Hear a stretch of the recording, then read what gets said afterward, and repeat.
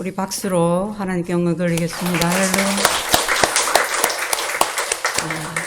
오늘 이렇게 개임 감사 예배를 드릴 수 있게 하신 하나님께 감사를 드립니다. 우리 함께 인사하실까요? 사랑합니다. 축복합니다. 네, 사랑합니다. 축복합니다. 할렐루야.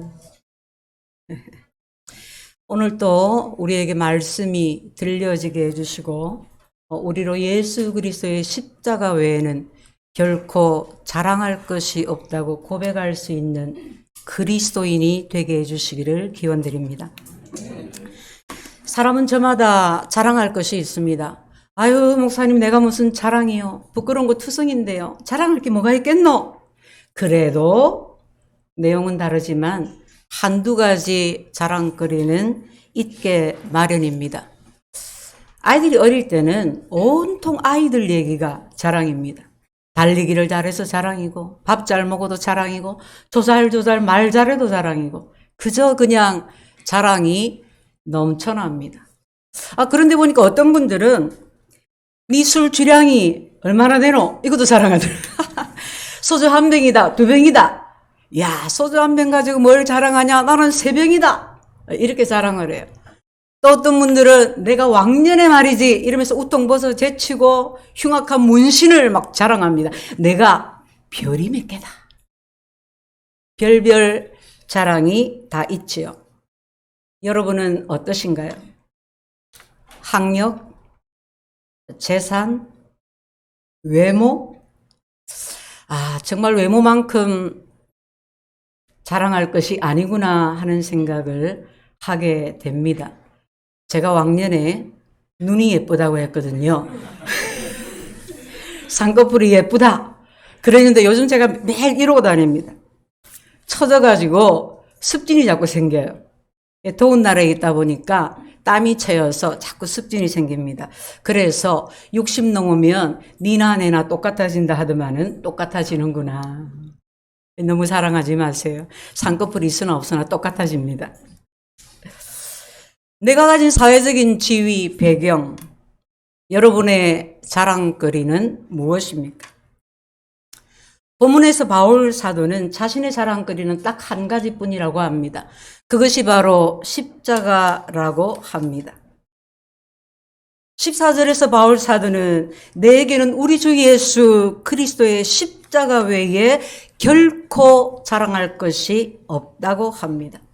나는 십자가를 자랑한다. 그렇게 말하지 않습니다. 십자가 외에는 결코 자랑할 것이 없다. 무슨 말이냐? 나는 십자가 빼면 시체다. 나 이거 빼면 아무것도 아니야. 나 예수의 십자가 아니면 나는 아무것도 아닌 사람이야. 바울이 어떤 사람이었습니까? 정말 그가 하나도 자랑할 것이 없는 사람입니까? 그렇지가 않습니다. 어쩌면 바울은 이 세상에 살았던 그리고 살고 있는 모든 사람들 가운데서 가장 완벽한 자랑거리를 가졌다 해도 과언이 아닙니다. 바울의 자랑거리가 어떤 것일까요? 누구나 부러워하는 완벽한 자랑거리, 그 조건들을 갖추었는데 그의 가문이며 학력이며 바울의 장래성을 볼 때 앞으로 그가 받을 명예며 부며 어느 것 하나 부족해 보이지가 않습니다. 히브리인 중에 히브리인이요 바리새파 사람이었습니다. 서울대학교, 하버드 대학교도 부럽지 않은 당대 최고의 가말리엘 문화였습니다. 신앙적인 면에서 너무 훌륭했습니다. 대단했습니다. 우리가 방은 한 가지만 받아도 얼마나 자랑이 됩니까? 니는 이런 방은 받았나? 나는 이런 방은 받았다. 얼마나 자랑합니까? 기도해서 응답을 받았습니다. 응답받아 병이 고침을 받았습니다. 문제가 해결되었습니다. 얼마나 또 자랑이 되는지 모릅니다. 그러나 바울은 방은 정도가 아니었습니다. 바울은 하나님께로부터 크고 놀라운 은사를, 많은 은사를 받았습니다. 바울이 쓰던 손수건이 닿기만 해도 병이 나았습니다. 한 청년이 바울의 설교를 듣다가 졸아서 2층에서 떨어져 죽었을 때 바울이 안수하고 기도하니 그가 살아났습니다. 독뱀에 물렸습니다. 아, 이제 저 사람은 죽는구나. 그러나 아무렇지도 않은 것을 보고 사람들이 바울을 신으로 섬기려고까지 했습니다. 우리 중에 누가 기도하는데 영안이 열렸어. 환상이 열렸어. 천국을 보게 된다면, 천국을 경험하게 된다면 얼마나 그것이 또한 자랑입니까? 누가 그런 간증을 하면 하나님 나도 좀 저런 걸 좀 보게 해주세요. 나도 눈이 열리고 귀가 열리고 나도 환상을 보고 나도 영음을 듣고 그렇게 해주세요. 그렇게 부러워할 자랑거리입니다. 전국 교회를 돌면서 전 세계 교회를 돌면서 자랑하는, 간증하는 그런 자랑거리가 됩니다. 또한 바울은 이렇게 말하지요. 내가 한 사람을 아는데 그 사람이 천국에 갔다. 천국이 얼마나 대단한지 감히 말로 표현할 수가 없다. 그 한 사람이 바로 바울이었습니다. 바울이 삼층천 하늘, 천국을 경험했습니다. 그러나 그는 천국을 경험한 것을 자랑하지 않았습니다. 바울은 사회적으로나 신앙적으로나 부족한 것이 없었습니다. 완벽한 자랑거리를 갖추었습니다. 그런 그가 나는 십자가 외에는 결코 자랑할 것이 없다. 나는 십자가만을 자랑하겠다. 그렇게 고백합니다. 대체 바울에게 십자가가 무엇입니까? 바울에게 십자가가 어떤 의미입니까? 왜 그는 평생의 십자가만을 자랑하겠다고 고백합니까? 오늘 본문에서 이어서 그 이유를 세 가지로 말해주고 있습니다. 첫 번째는 십자가가 우리를 세상의 속박으로부터 자유를 주기 때문입니다. 나는 십자가 외에는 자랑할 것이 없다. 그리고 뭐라고 합니까? 그리스도로 말미암아 세상이 나를 대하여 십자가에 못 박히고 내가 세상에 대해 못 박혔다. 세상이 나에 대해 죽었다. 더 이상 영향을 행사하지 못한다. 내가 세상에 대해 죽었다. 나는 세상의 영향을 받아 사는 사람이 아니다. 세상의 모든 매임과 속박으로부터 나는 자유한 자. 세상이 무엇일까요? 우리 이 세상, 지구, 단지 그냥 지구를 뜻하는 것이라면 바울은 이 세상에 살아있으면 안 됩니다. 지구를 떠나야죠. 바울은 이 고백을 하면서 여전히 지구상에 살아 있었습니다. 그러니 지구를 말하는 것이 아닙니다. 그렇다면 좀 더 작은 세상, 속한 공동체, 사회를 말하는 것일까요? 그렇다면 바울은 이 고백 후에 배낭 하나 짊어지고 산으로 기도원으로 들어가야 합니다. 그러나 그는 여전히 그 시대에 그 사회에서 살았고 활동을 했습니다. 세상이라는 단어의 뜻에는 코스모스, 질서라는 뜻도 들어 있습니다. 하나님께서 세상을 만드셨습니다. 하나님이 통치하십니다. 하나님의 질서 가운데 세상이 흘러갑니다. 그러나 세상은 사단의 영향을 또한 받습니다. 사단의 영향을 받아서 하나님의 질서가 어그러져 보입니다. 하나님께서 가르쳐 주신 인간의 본성 속에 들어있는 양심이 어그러지기 시작합니다. 자연이 창조하신 창조주의 뜻에서 벗어나기를 시작합니다. 점점 하나님이 가리워집니다. 하나님의 통치를 받지 않으려고 합니다. 하나님의 질서를, 선악을 알지 못합니다. 애매해집니다. 아니, 역사를 이긴 자의 역사라고 하더라고요. 그죠? 힘 있으면 장땡이고 많이 가지면 장땡이고 그것이 선이라고 그러죠. 사단의 영향을 받아 돌아가는 세상, 사단의 영향을 받아 잘못된 가치관, 잘못된 시스템 속에서 살아가는 이 세상 사람들. 여러분, 사실 얼마나 우리가 대단한 세상 속에서 살고 있습니까? TV를 보면 여러 가지 새로운 기사들이, 새로운 발명들이 막 쏟아져 나오지 않습니까?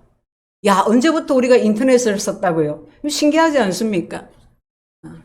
우주선에 가려고 미리 예약해 놓은 사람들이 있다고 하대요. 부자들이. AI 기술.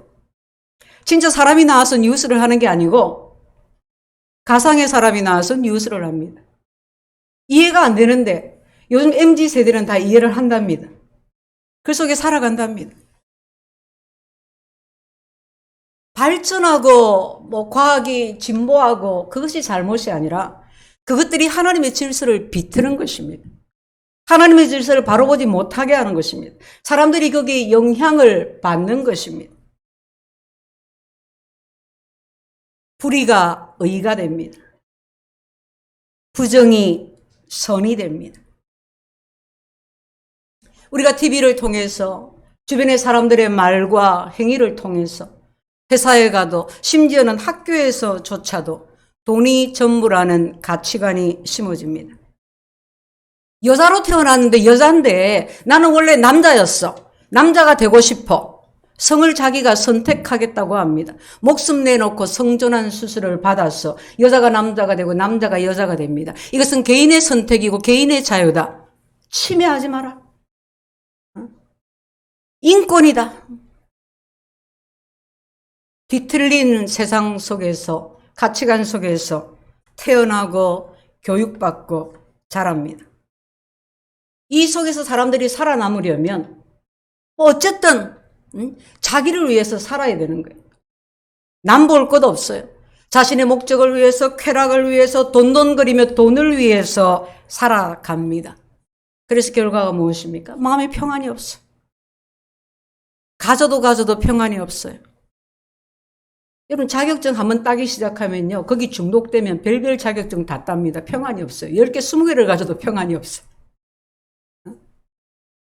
아파트에 화장실 하나 있을 때 행복했는데 조금 지나서 이제 만족이 안 됩니다. 화장실 2개, 3개짜리를 갑니다. 거실이 운동장만 합니다. 그래도 만족이 없어. 마음에 평안이 없어. 뭔가 마음에 병이 듭니다. 얼마나 많은 정신적인 병을 가지고 살아갑니까? 사람들이 영혼을 망치고 가정이 파괴되고 사랑하는 사람들에게 상처를 주고 우리 사회에 인간다움이 서로가 서로를 안아줄 수 있는, 책임져 줄 수 있는 인간다움이 점점 사라집니다. 권력이, 힘이, 돈이 선이 됩니다. 기준이 됩니다. 가끔은 사람들이 그럽니다. 이렇게 사는 게 맞나? 이렇게 다른 사람들이 산다고 해서 나도 이렇게 사는 게 맞나? 아이들 여기저기 뭐 학원 3군데, 4군데, 5군데 뺑뺑이 돌리는 게 맞나? 이건 아닌 것 같아. 이건 잘 사는 게 아닌 것 같아. 그런 생각이 팍팍 올라올 때가 있습니다. 그런데 주변을 보니까 그렇게 안 하고 있는 우리 아이가 너무 뒤처지는 거예요. 엄마들 속에서 얘기를 하니까 내가 너무 바보 같은 거예요. 그러니까 이런 세상과 결별하지를 못해. 계속 그냥 아닌 것 같은데 하면서도 같이 가요. 망하는 길인데 이러면 안 되는데 그러면서 멈출 수가 없어요. 에베소서 2장 1절에서 말씀합니다. 너희의 허물과 죄로 죽었던 너희를 살리셨도다. 모든 사람은 허물과 죄로 죽었습니다. 걸어다니고 말을 하고 노래를 하고 대단한 업적을 쌓고 여기저기 좋은 거 먹으러 다니고 즐기고 할지라도 그의 겉모양이었다든 어떤 삶을 살고 있든 사실 죽어 있다. 네 영혼이, 내 영혼이 죽어 있다는 것입니다. 사람의 본질은 자기 영혼인데 영혼이 죽어 있으니 보이는 세상을 쫓아서 육체의 욕심을 따라서 살 수밖에 없습니다. 이 세상 풍속을 따라서 살 수밖에 없습니다. 나는 좀 더 좋은 삶을 살아야지. 좀 더 나은 고상한 삶을 살아야지. 이 세상의 철학을 따라 심취합니다. 그러나 그럼에도 불구하고 영혼이 죽었습니다. 죽어 있습니다. 이런 세상에서 사람들은 결국 육신의 정욕과 안목의 정욕과 이 생의 자랑만을 쫓아갈 뿐입니다. 예수님이 광야에서 기도하실 때 사단이 예수님을 시험했습니다. 40일을 금식을 하며 기도를 하시는데 얼마나 배가 고팠겠습니까? 여러분 여기 한 끼만 굶어도 하루만 굶어도 그냥 막 온통 모든 생각이 음식이신 분들이 많으시죠? 많습니다. 40일을 금식을 하는데 성령 충만하니까 괜찮겠지가 아니고 육신으로 오셨기 때문에 배고프고 지치고 힘들고 그때 사단이 예수님을 시험했습니다. 이 돌이 떡이 되게 해서 먹으라 이 말이야. 네 필요를 위해서, 네 배고픔을 위해서 뭘 가릴 게 있냐? 수단 방법 가리지 말고 네 필요를 채우라는 거예요. 우리에게 동일한 유혹이 있지 않습니까? 네가 먼저 만족해야지. 네가 먼저 배가 불러야지. 네가 먼저 잘 돼야지. 네 만족과 네 욕심을 채우기 위해서 수단 방법을 가리지 말고 잘 되면 부러워한다. 잘 되면 네 따라한다. 욕 안 한다. 그렇게 채우라는 거예요. 네가 잘 되고 보라는 거예요. 도덕이 밥 먹여주냐? 교회 다닌다고 밥 먹여주더냐? 하나님이 네한테 뭐 해주더냐? 사단이 예수님을 또 저 성전 꼭대기에서 뛰어내리라. 그러면 천사들이 너를 받들어 돌이 발에 부딪히지 않게 하리라. 또 천하만국을 보여주면서 네가 나에게 절하기만 하면 천하를 너에게 주겠다. 그렇게 유혹했습니다. 네가 예수 믿고 믿음 생활하며 산다고 하는데 왜 이렇게 힘들게 사나요? 네가 주의 일하고 산다고 하는데 왜 이렇게 힘들게 사역하냐는 거예요. 네 봐라, 교회 다니도 네 같이는 안 살더라. 사역이라도 꼭 그렇게는 안 하더라. 이것도 하고 저것도 하고 그것도 하나님의 복 아니냐? 세상을 한번 봐봐라. 얼마나 좋은 게 많고 누릴 게 많고 즐길 게 많고 교회 가라. 교회 가면 되지. 세상의 온갖 자랑으로 세상의 권세로 그렇게 유혹합니다. 우리가 그렇게 유혹을 받습니다. 아담과 하와도 사단의 유혹을 받았습니다. 네가 이것을 먹는 날에는 네가 높아지고 하나님같이 되리라.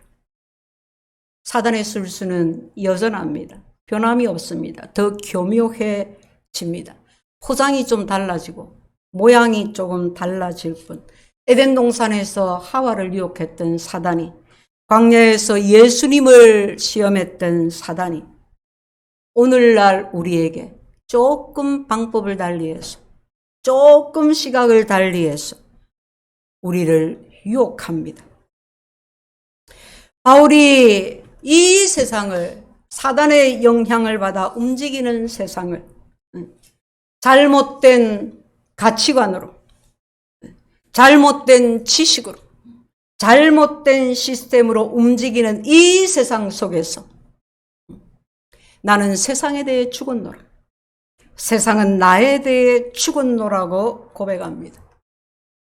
이 세상의 흐름대로 살면 죽는데 그 죽음의 길에서 빠져나올 재간이 없는데 예수 그리스도의 십자가가 나를 세상의 그 모든 속박으로부터 자유하게 했다는 것입니다. 할렐루야.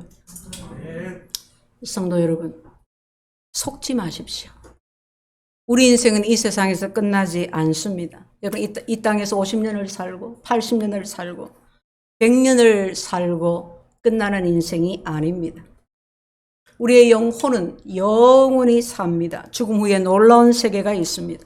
영원한 천국이 있습니다. 그러나 이 땅에 사는 동안에도 예수 그리스도의 십자가로 세상의 속박을 끊어내고 자유함을 얻은 사람은 이 땅에서도 영생을 누리며 살아갑니다. 이 땅에서 자유를 누리며 살아갑니다.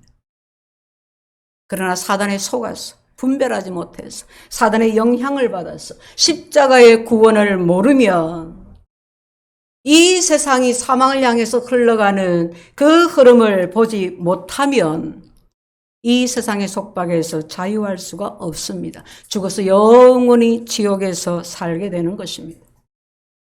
수많은 사람들이 이 세상으로부터 벗어나기를 원합니다. 이 세상의 속박을 끊어내기를 원합니다. 노력합니다. 연구합니다. 애를 씁니다. 선행을 합니다. 율법을 지킵니다. 열심히 종교 생활을 합니다. 사도 바울이 그 모든 것을 다 해보았습니다. 그러나 이 세상의 속박으로부터 벗어날 수가 없었습니다. 그러던 바울 사도가 다메섹 길 위에서, 다메섹 가는 그 도상에서 예수님을 만났습니다. 예수님을 만나고 십자가의 의미를 깨달았습니다. 그리고 고백합니다. 나는 십자가 외에는 결코 자랑할 것이 없노라. 예수 그리스도의 십자가로 말미암아 세상이 나를 대해서 십자가에 못 박히고 내가 세상에 대해서 십자가에 못 박혔노라. 예수 그리스도의 십자가가 나를 메고 있던 세상의 모든 결박을 끊어버렸다는 것입니다. 내가 세상의 모든 속박으로부터 예수 그리스도의 십자가로 말미암아 자유를 얻게 되었다는 것입니다. 더 이상 이 세상이 나를 올가맬 수가 없게 되었다는 것입니다. 나에게 예수 그리스도의 십자가가 완전한 자유를 주었다는 것입니다. 할렐루야. 주님을 찬양합니다. 사랑하는 성도 여러분, 우리는 십자가의 의미를 잘 알아야 합니다. 말씀을 깊이 묵상하고 깨닫는 은혜를 구해야 합니다. 십자가를 바라보십시오. 이 세상이 얼마나 헛된 것인지, 그 영광이 얼마나 헛된 영화인지 보여주지를 않습니까? 이 세상을 따라 살면, 그 흐름대로 내버려두고 살면 결국은 죽는다, 망한다. 동시에 십자가는 어떻게 하면 우리가 하나님께로 돌아갈 수 있는지, 영원한 생명의 길로 나아갈 수 있는지를 확실하게 보여줍니다. 하나님이 사람이 되어 오셨습니다. 인간의 몸을 입고 인간이 되어 이 땅에 오셨습니다. 우리의 노력과 그 어떤 수고로도 우리를 메고 있는 세상의 속박을, 죄의 사슬을 끊을 수가 없는데 예수님이 십자가에 달려 죽으심으로 끊으셨습니다. 십자가는 우리를 세상의 모든 속박으로부터 자유케 한 것입니다. 그러므로 누구든지 이 십자가의 의미를 깨닫고 마음을 열고 십자가의 주님을 받아들여야 합니다. 그래서 더 이상 세상에 매여 살지 않아야 합니다. 사단의 길에서, 사단의 영향력에서 벗어나서 이 세상이 가는 길에서 돌아서는 것입니다. 주님이 우리에게 자유를 주셨습니다. 예수 그리스도를 주와 구주로 믿고 영접한 사람, 예수 그리스도의 십자가로 생명과 자유를 얻은 이 은혜, 이 진리를 깨달은 사람, 우리가 무엇을 자랑하겠습니까? 우리가 어찌 주의 십자가를 자랑하지 않을 수가 있겠습니까? 아멘. 우리가 십자가만을 자랑하는 두 번째 이유는 십자가만이 우리를 온전히 새롭게 할 수가 있기 때문입니다. 15절 말씀에 할례나 무할례가 아무것도 아니야. 할례를 받든지 안 받든지 그게 중요한 게 아니고 문제는 네가 새로 지으심을 받았느냐, 거듭나 새 사람이 되었느냐, 새 인생이 되었느냐 하는 것입니다. 누군들 새롭게 되고 싶지 않습니까? 우리가 그래도 정기적으로 1년에 한 번 새해가 되면 마음을 새롭게 하고 소원을 새롭게 하고 기도 제목을 새롭게 하고 하나님 앞에 올려드리지 않습니까? 올해는 운동을 어떻게 하고, 올해는 성경을 몇 독을 하고, 올해는 어떻게 하고 새로워지고 싶었어. 은혜 받은 사람답게, 믿음의 사람답게 새 삶을 살고 싶었어. 그리스도 안에 있으면 새로운 피조물이라 선포하신 그 선포대로 살았어. 새 사람의 삶을 살고 싶어서 그러는 것 아닙니까? 종교도 선행도 그 어떤 것도 우리를 새롭게 하지 않습니다. 우리는 우리 자신을 잘 좀 알아야 합니다. 우리는 영적으로 죽어 있었습니다. 죽을 수밖에 없었던 것이 아니라 죽어 있었습니다. 여러분, 죽은 사람에게 약이 무슨, 지식이 무슨, 명의가 무슨, 그게 무슨 소용입니까? 우리가 새로워지지 않는 것은 병이 들어서이기도 하지만 그 이전에 죽어 있기 때문은 아닌지, 아직 살아나지 못한 것은 아닌지, 예수 그리스도의 십자가로 죄에서, 세상의 속박에서 구원받지 못한 것은 아닌지, 그것부터 먼저 점검을 해볼 수가 있어야 합니다. 그렇게 살아나서, 거듭나서 이제는 정말 이 세상의 속박에서 자유한 예수 그리스도 우리 하나님 안에서 그 은혜의 법 안에서 살아가는 자가 되었으니 날마다 새롭게 하심을 따라 새 사람, 새 인생을 그렇게 살아가는 것입니다. 오직 십자가만이 우리를 새롭게 합니다. 새 인생이 되게 합니다. 바울 사도가 주님을 만나고 이것을 깨달았습니다. 십자가의 복음을, 그 은혜를 깨달은 순간 그는 완전히 새 사람이 되었습니다. 새 인생이 되었습니다. 하나님이 주신 그 가치들을 깨달아가면서 자신의 삶에 이루어가면서 그렇게 부르심을 따라 살았습니다. 왜 우리가 십자가를 자랑해야 합니까? 십자가만이 우리를 이 세상의 속박에서 자유케 하기 때문입니다. 십자가만이 우리를 온전히 새 사람으로 만들어주기 때문입니다. 아멘. 세 번째는 십자가만이 우리에게 참 평안을 줄 수 있기 때문입니다. 16절 말씀에 무릇 이 규례를 행하는 자에게와 하나님의 이스라엘에게 평강과 긍휼이 있을지어다. 예수님을 믿으면 죽어서 천국에서 영원히 삽니다. 그러나 예수님을 믿는다는 것은 죽음 이후만 보장이 되는 것이 아니라 이 땅에서의 삶도 보장을 받습니다. 예수님을 믿으면 우리에게 많은 변화들이 생깁니다. 생각이 바뀌어지고 가치관이 바뀌어지고 삶의 목적이, 방향이 바뀌어집니다. 무엇보다도 우리의 마음에 평안함이 임합니다. 세상에서 맛보지 못했던, 맛볼 수 없는 하나님의 평안이 임하는 것입니다.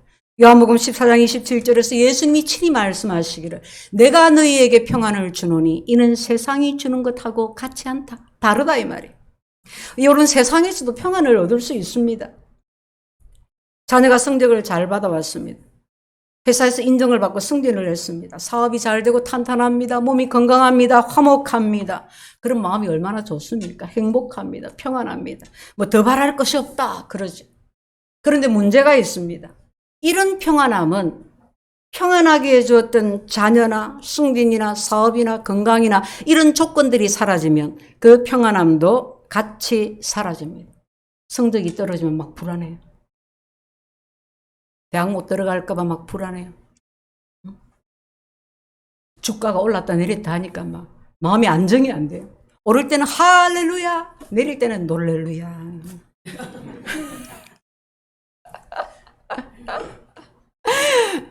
막 세상 없이 막 그냥 세상을 다 가진 것 같이 이래가 있다가 그냥 주가가 막 곤두박질 치면은 막 온 세상의 짐을 혼자 다 짊어지는 가는 것처럼. 그런 평안은 그렇게 다 없어지는 거예요. 깨뜨려지는 거예요. 그러나 주님이 주시는 평안은 사업이 흔들려도 건강이, 물질이, 지위가 흔들려도 평안할 수가 있습니다. 주님이 주시는 평안은 우리가 어떤 형편 가운데서도 평안을 누릴 수 있게 합니다. 우리가 어떤 형편 가운데서도 하나님의 긍휼을 얻고 평안을 잃지 않는 것은 예수님께서 십자가에서 다 이루어 주셨기 때문입니다. 바울은 말미에 고백하기를 내가 내 몸에 예수의 흔적을 지니고 있다고 했습니다. 바울이 주님을 위해서 얼마나 많은 고난을 받았습니까? 고린도서에 보면 3번 태장으로 맞았고 39대를 5번을 맞았고 돌에도 맞았고 돌에 맞아 죽은 줄 알고 성 밖에 던졌잖아요. 그 몸에 그 흔적이, 상처가 얼마나 많았겠습니까? 또 이 흔적이라는 말은 종의 몸에 쾅 찍는 인장, 마크를 뜻하기도 합니다. 종이 팔려오면 주인의 인장을 종의 오른쪽 어깨에 딱 찍습니다. 그거 보면 누구 집 종이다? 알 수 있는 거죠. 누구 종이다? 내가 내 몸에 예수의 흔적을 가졌다. 예수의 도장이 팍 찍혔다 이 말이에요. 나는 예수의 종이다. 예수의 사람이다. 여러분 근데 이 도장이 내만 압니까? 내만 봅니까? 다른 사람들이 봐요. 알아요. 내가 백날 내 입으로 나는 예수의 사람입니다. 그런데 흔적이 하나도 안 보여. 다른 사람이 몰라요. 교회 다닙니까? 예수의 흔적은 바울의 고백처럼 누구보다 바울이 잘 알고 확신 가운데 고백하지만 다른 사람들도 볼 수 있고 아는 흔적입니다. 예수의 증인인 것이, 예수 그리스도의 사람인 것이 그렇게 나타나 보여져야 하는 것입니다. 갈라디아서의 주제는 자유입니다. 은혜입니다. 한마디로 예수의 십자가입니다. 사랑하는 성도 여러분, 여러분의 자랑은 무엇입니까? 십자가도 자랑하고 다른 것도 자랑하고. 저는 여러분에게 다른 자랑할 것이 점점 더 많았으면 좋겠습니다. 그러나 여러분, 그 다른 자랑들이 십자가의 자랑을 잊어버리게 하고 십자가의 자랑을 무력화시키고 있지는 않습니까? 십자가만을 자랑하는 사람은 세상에 매이지 않습니다. 세상의 자랑과 성공에, 돈에, 사람의 환경에 매이지 않습니다. 가난 중에도, 질병 중에도, 실패한 중에도 감사합니다. 기뻐합니다. 평안함을 잃지 않습니다. 나의 자유로 다른 사람을 속박하지 않습니다. 하나님을 아는 지식으로, 신앙의 열심으로 다른 사람을 비판하고 정죄하지 않습니다. 십자가만을 자랑하는 사람은 날마다 주 안에서, 말씀 안에서, 성령 안에서 새 사람의 새 삶을 살아가기를 애쓸 뿐입니다. 여러분들이 기도해 주시고 축복해 주셔서 지난 안식월 3개월이 매일매일 은혜의 여정이 되었습니다. 인도네시아, 캄보디아에서 더운 나라들에서 좀 지냈었는데 특히 인도네시아에서 하나님께서 크게 두 가지를 제 마음에 새기게 해 주셨습니다. 어느 월요일에 현지인 평신도 사역자들 모임에 함께하게 되었습니다. 이들이 월요일에 모여서 기도하고 감사 제목을 나누고 또 은혜를 나누고 또 사역의 현장의 여러 가지 것들을 나누고 기도 제목을 또 개인의 기도 제목을 나누고 그렇게 모임을 가지고 남은 날들은 전도하러 다닙니다. 그들의 기도 제목을 쭉 들을 때에 개인 기도 제목을 들을 때에 우리와 전혀 다르지 않습니다. 지금은 아이들이 어린데 좀 더 아이들이 크면 교육비를 어떻게 감당할까? 기본적인 생활만 해결이 되면 정말 더 열심히 전도할 수 있을 텐데 변변한 직업을 가질 수가 없는 거예요. 전도하러 다녀야 되니까. 저에게 말씀을 좀 전해주세요 해서 말씀을 전하게 되었습니다. 제가 이런 질문으로 시작했습니다. 여러분이 처음 주님을 만났을 때 그때를 생각하십니까? 십자가의 그 주님을, 그 사랑을, 그 은혜를 깨닫게 되었을 때, 예수님이 나의 주와 구주가 되신다는 것을 고백했을 때, 그때를 기억하고 계십니까? 그 사랑에 감격하고, 감동하고, 세상과 나는 강고도 없고 구속한 주님을 보았던, 주님만이 보였던 그때를 기억하십니까? 그때가 있어서 여러분이 이렇게 평신도지만 사역하고 있는 것 아닙니까? 그러므로 오늘 여러분의 삶 속에 있는 문제들에 너무 매이지 마십시오. 물질에, 건강에, 자녀에 매이지 마십시오. 그 어떤 문제도 여러분에게 주신 그 평안을, 그 기쁨을, 그 감사를, 주님께 대한 그 사랑하는 마음을 빼앗아 가지 못하게 하십시오. 사역이 아무리 중요하고 아무리 부요해져도 또는 힘들어져도 그것이 여러분을 올가매지 않게 하십시오. 지금까지 인생을 살아오면서 그렇지 않습니까? 오늘 문제가 해결됩니다. 내일 문제 없습니까? 문제 있습니다. 그건 그냥 세상에서 늘 그렇게 사는 겁니다. 그런데 우리가 하나님 앞에 기도하고 응답을 받고 함께 나눌 일들이 있고 얼마나 감사한 일입니까?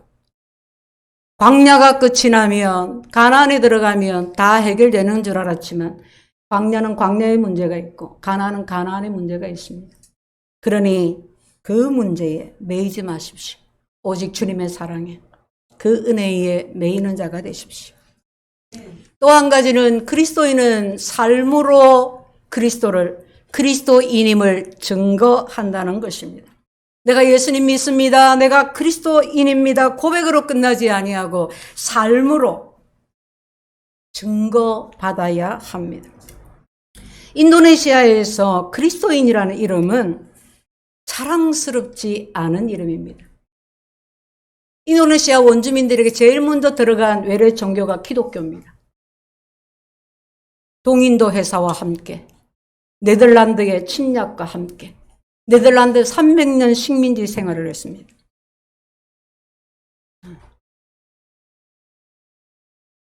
아직까지도 종족들 가운데서 기독교인입니다는 종족이 있어요. 근데 그들의 삶에 전혀 어떤 매력도 안 보입니다.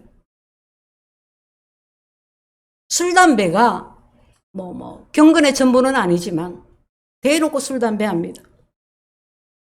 그리스도인이 뭐가 변별력이 있느냐? 오히려 아주 경건한 무슬림들보다 못한 거죠. 그러니 그들의 말에 삶에 힘이 없습니다. 전도하면 힘이 있겠습니까? 전도할 생각도 안 합니다. 십자가만이 자랑이 되지 않으면, 십자가만을 자랑거리로 삼고 그것을 붙잡지 않으면 세상에 매일 수밖에 없고 힘없는 그리스도인, 맛 잃은 소금일 뿐입니다. 인도네시아의 89%, 90%가 이슬람교인들, 무슬림입니다. 그런데 복음 전도의 큰 성과가 그렇게 보이지가 않습니다. 그러나 그 땅에 그 백성들에게 소망이 있는 것은 그리스도의 십자가만을 자랑하는 소수의 사람들, 그리스도의 십자가만을 붙들고 교회를 지키고 있는 사역자들, 그 땅에 당장 가시적인 성과가 보이지 아니하지만 여전히 그리스도의 십자가만을 붙들고 그 땅 가운데, 그 백성들 가운데 헌신하고 있는 선교사들이 있기 때문입니다. 여러분의 가정에, 여러분의 직장에, 여러분의 학교에 나는 십자가 외에는 결코 자랑할 것이 없노라 하는 그 한 사람이 있다면, 그 한 사람이 여러분이 된다면 그곳에 소망의 역사가 있을 것입니다. 말씀을 맺습니다. 나는 십자가 외에는 결코 자랑할 것이 없노라. 이 바울의 고백이 날마다 우리의 고백이 되어지고 우리의 삶 속에서의 증거가 될 수 있기를 예수 이름으로 축원드립니다. 기도합니다. 주님 감사합니다.